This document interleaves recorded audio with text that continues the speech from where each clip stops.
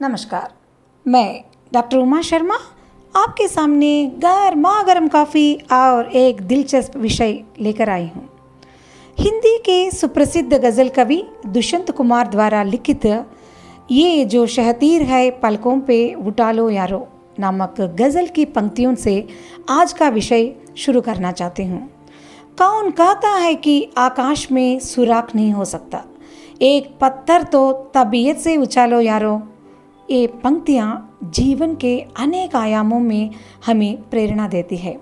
आज हम उन सपनों की बात करेंगे जो हम सच में साकार होते हुए देखना चाहते हैं और आसमान तक पत्थर उछालने का साहस अपने सपनों के जरिए कोई भी व्यक्ति कर सकता है। सपने दो प्रकार है, एक जो हम गहरी नींद में हम अनुभव करते हैं। आप भी कभी न कभी यह अनुभव किए होंगे कि हमें यह पता भी नहीं होता है कि हम सपने देख रहे हैं। नींद खुलने के बाद हमें पता लगेगा कि हम सपने में थे। फिर से मन में उस सपने की मधुर पलों को याद करना शुरू करता है। मगर दूसरी तरह की सपने जो है हमें सोने के लिए अवकाश भी नहीं देते। हमें इन सपनों को साकार करने के लिए कोशिश करना चाहिए। ये सपने जागृत अवस्था में हमारे साथ रहते हुए हमारा अस्तित्व का निर्माण करते हैं। इसलिए हमारे सपनों को पूर्ण करने के लिए सोना नहीं बल्कि जागना अनिवार्य है। सबको सपने देखने का अधिकार है, चाहे आपका उम्र 20 हो, 40 हो या 50 भी क्यों न हो, इससे कोई फर्क नहीं पड़ता। आप अपने सपने को सच में बदल सकते हैं। बस पहले आपको अपने सपने का स्पष्ट आकार पता होना चाहिए। आपके मन में एक से अधिक सपने भी हो सकते हैं, मगर आपको एक समय में एक सपना को साकार करना ज़रूरी होता है। क्योंकि सिर्फ सपनों को संजोने से कुछ नहीं होता, उन्हें किस प्रकार सच में बदलना है, उस सपने के बारे में सोचे बिना कोई भी सपना सच में नहीं बदलता। बाह्य प्रेरणा स्रोत कितना ही हमें प्रभावित कर न लेते, उनसे ज़्यादा हमारे अंदर के जो चैतन्य है वो हमें निरंतर अपने सपने को साकार करने के लिए मदद करता है। एक समय में एक विषय पर दृष्टि डालने से ही हम अपने लक्ष्य पर पहुंचने में और उस सपने को साकार करने हर व्यक्ति का जीवन अन्य व्यक्तियों के जीवन से भिन्न होता है। हमें यह स्वीकार करना होगा कि सपने को साकार करना एक रात में होने वाला काम नहीं है। उसके लिए कभी कभार महीने या वर्ष या दशक भी लग जाते हैं। इस समय मैं नेल्सन मंडेला जी का नाम लेना ज़रूरी समझती हूँ, जो जेल में 27 साल यानी 27 ईयर्स सज़ा भुगत कर आए हैं। दुनिया में कोई एक ऐसा इंसान का नाम हम कह नहीं सकते कि जेल में 27 साल रहने के बाद जब रिहा होकर आए और अपने काम पर जुट गए। जेल में रहते समय उनके मन में क्या क्या चल रहा होगा, इस बात का हमें पता बिल्कुल नहीं है। जो जेल से रिहा होने के बाद वे दक्षिण अफ्रीका का अध्यक्ष पद पर बैठने का उनका सपना को साकार कर लिया। किसी भी सपने को पूर्ण करने के लिए संकल्प, समय और संयम की ज़रूरत होती है, तभी सपने को सच में बदलने का साहस हम कर सकते हैं। दूसरा, आपको अत्यंत ज़रूरी बात ऐसी होती है कि हमें एक प्रणाली बनानी होगी, यानी एक ऐसा टाइम टेबल, उसके हिसाब से हमें चलने से ही हम अपने मंजिल के नज़दीक में आ सकते हैं। तो किसी भी काम को करने के लिए हम भाग तो सकते हैं, अगर जनाब आप भाग नहीं सकते हैं तो कम से कम चल सो लीजिए।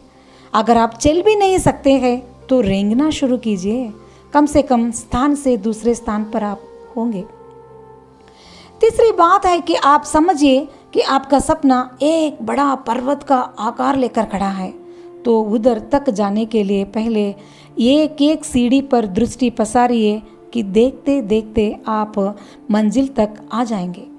अपना सपना कितना ही बड़ा क्यों न हो, उसे इतने छोटे छोटे टुकड़ों में प्लान कीजिए कि पहले नामुमकिन दिखने वाला काम आज मुमकिन लगने लगेगा।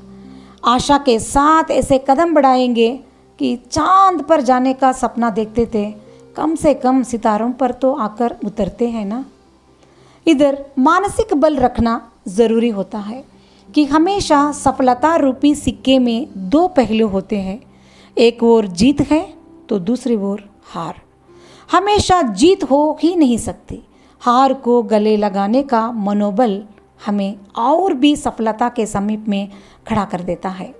अब आपका प्रणाली आप तय कर चुके हैं, तो अगला कदम है उसे अनुशासनशील होकर निभाने का। जनाब, मंजिल जितना मज़ा देता है या सुख देता है, उतना ही अपने सफ़र को आस्वादन करना होगा। रोमांचनकारी सफ़र करते हुए आगे बढ़ना सपने को साधने का सही तरीका है।